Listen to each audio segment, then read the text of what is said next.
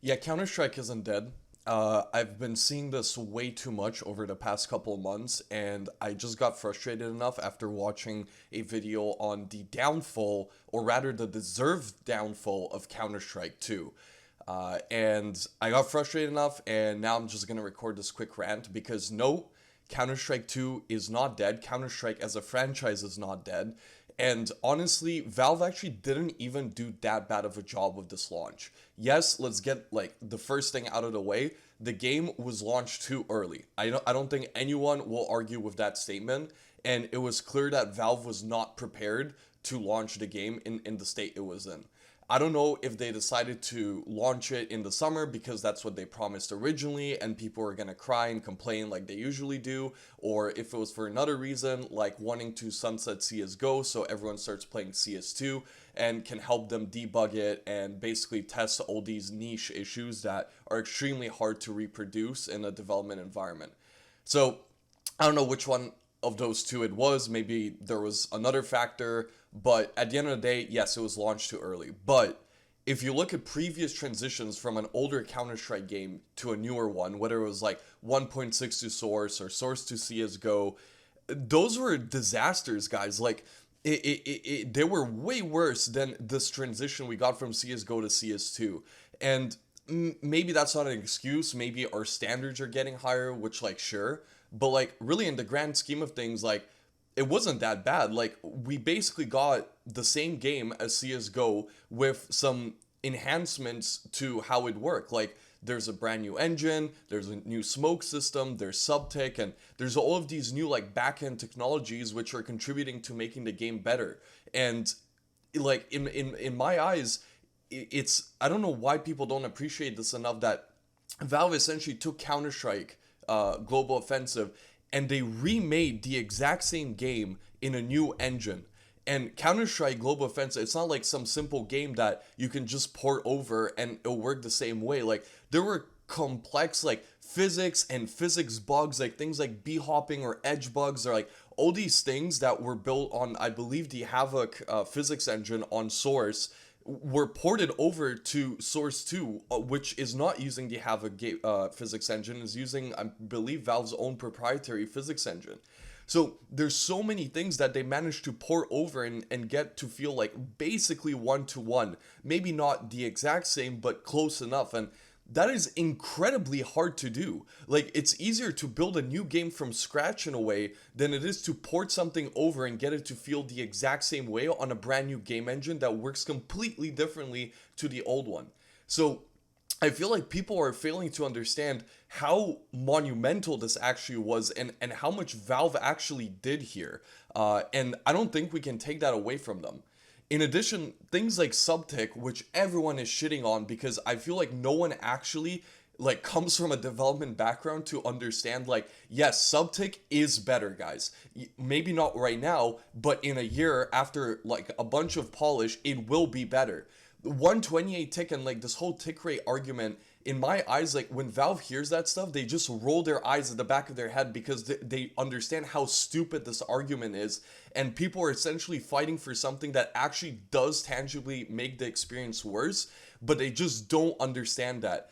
And if you look at people like Richard Lewis who and Thorin who like have talked to Valve before, and Valve has straight up told them for years, like 5-6 years, that like they see 64 tick as the main way to play Counter-Strike, and they don't think that 128 tick actually gives you like a better overall experience. And like, yes, maybe certain things do feel more responsive, like for example, like killing people or stuff like that in a 128 on CSGO. And yes, like movement feels different, b-hopping feels different. Like, I agree, like there are tangible like differences there, but I think with the new subtext system, this is something we should really give like Valve props for trying to like do something different besides doing what Valorant did. Oh yeah, we have 128 tick. Like, subtick makes a lot more sense if you actually look into how they're trying to do things. It's just it's gonna take some time to get it to a place where it feels better than 128 tick. And we just don't give Valve any fucking credit. Like, guys, this franchise is over like 20 years old. Like, they've kept this game alive for so long.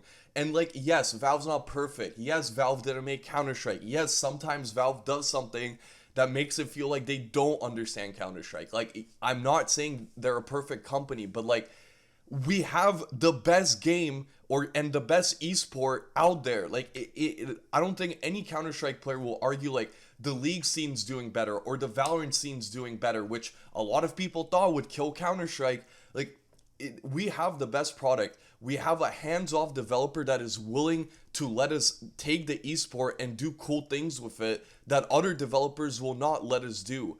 And it just feels really shitty to say like Counter-Strike is like dying, or like this video I watched today, like Counter-Strike, like the deserved downfall of Counter-Strike, and you scroll down in the comments and you see YouTubers like Sparkles just like commenting like, great vid, I hope CS2 will find some success, content is coming, copium, 1 month ago. It's like, dude, like, you've been around so long, like, you should know, like, Valve's gonna fix this game. I feel like all of these YouTubers and streamers and stuff started crying and complaining, and it just became popular to cry and complain about this game without actually thinking logically, like, what the fuck am I complaining about? We finally got Counter-Strike 2, something we've been begging Valve to give us for years. We finally get that. It's honestly not even in the worst state a few months after it was launched, and now it's just about like finding and like debugging like these last kind of remaining issues that exist and improving on the game. Like, content will come. Like, if you want content and Valve releases content right now, you're just gonna fucking cry about the game being broken and that like Valve are just releasing content to make money. Like, there's no winning here, and I don't understand how people are this brain dead in complaining about the game. Another thing I saw is like, after like the whole like hype about Counter-Strike 2 in like April of 2023, and like the player base hit like 1.8 million, and then we got the Counter-Strike 2 in the summer, and the player base went down because like obviously like the game was a little broken, it was a little buggy, people weren't enjoying it, and like the player base went down to like 1.1 mil, and people were like, biggest decrease in players for Counter-Strike, the game's dying, it's over guys, pack it up. And in March of 2024 we're back to 1.5 million, and we're basically hitting all-time highs. Like, how fucking stupid do you have to be to make these points? Like, I don't know if you're just not thinking, if you're just going with what's popular or what your favorite streamer is saying or something like that, but like, fucking think about it a little bit more and stop acting like such a fucking tourist, man. Like, give some fucking respect on this game that has not only allowed countless amounts of people to monetize their YouTube channels or their like external cottage businesses, whether it's something like Leadify or a marketplace, or even the hated gambling sites that still exist to this day. Like, this game is one of a kind, and it just makes me so pissed off when I see people complaining about stupid things. Like, yes, I have gripes with the game. Yes, I don't like the fact that the community servers were neglected once again, and we still don't have a game browser to view like community servers, and we have to use this shitty tool that looks like it was cooked up in like the last second by Valve, like before they released CS2. There are issues, but I feel like the stuff we're complaining about half the time is not even something that we're like supposed to be complaining about, and we should be focusing on more important areas of the game. So yeah, Counter-Strike 2 is not dead. I guarantee you in a year or two, people would have completely forgotten about like this whole meltdown that everyone was having. And looking at a lot of these like community figures that have been around for a while and are like crying about the game and like low, but oh, it's broken. Oh, like, bro, you're an adult, man. Like, act like one. Like, it feels like you're some 16-year-old complaining about the game because you don't understand shit. Like, fucking think about this like an adult for a second, and stop crying and just wait for the game to get better, because you're helping spread this whole narrative about like the game being broken when really it's not even that bad a few months after release.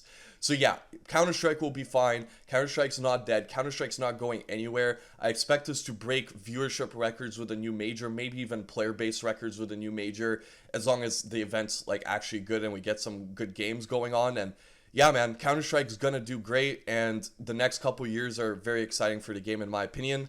We're gonna get insane custom content. Hopefully they fix the custom server browser and we get that in the game. And yeah, things are looking good. Stop being such a fucking baby about it, man. Peace.